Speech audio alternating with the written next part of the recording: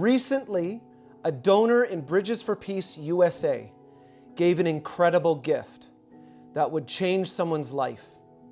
Now back up to last year, February 24th, the Russian military invaded Ukraine. Tens of thousands of Ukrainian Jewish refugees fled in all directions, many of them, most of them, on their way to Israel. Could Israel help?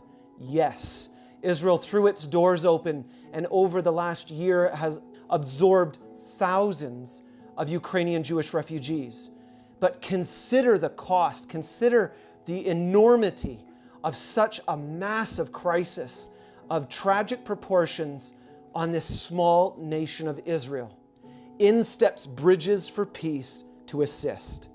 Now, one of those Ukrainian Jewish families was named Svetlana. Svetlana is a mother of 2 daughters.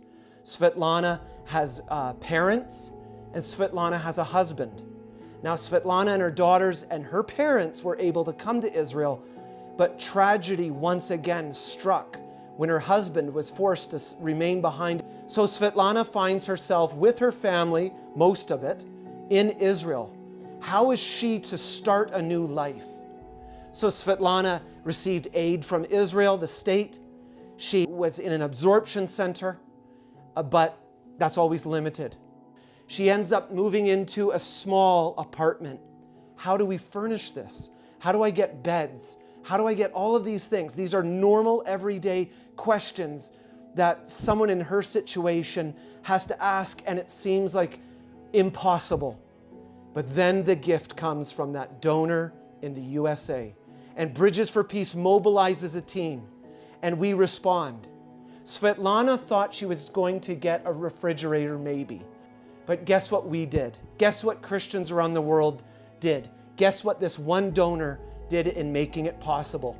We provided bunk beds, we provided desks and chairs and linens, a refrigerator, a washing machine, food packages, bread maker, kettle, chairs, all of these things, gifts for the children. We filled her flat, and in just a few hours, our team brought in all of this furniture, set the whole place up, made it look beautiful. And Svetlana feasts her eyes on this, and her children see it, and they're leaping with joy. They're crying, they're so excited, and they're praising God, and they're embracing our volunteers with thanksgiving. What an amazing picture. This is a grassroots, on the ground picture of what we do as an organization, with real people stepping in the gap when tragedy has happened and changing their lives. And so this is bringing Christians and Jews together. This gives praise to God. This is a way Christians can tangibly show love and support for the Jewish people. We have changed their lives. We haven't made the pain go away. The war is still happening. Her family is still divided.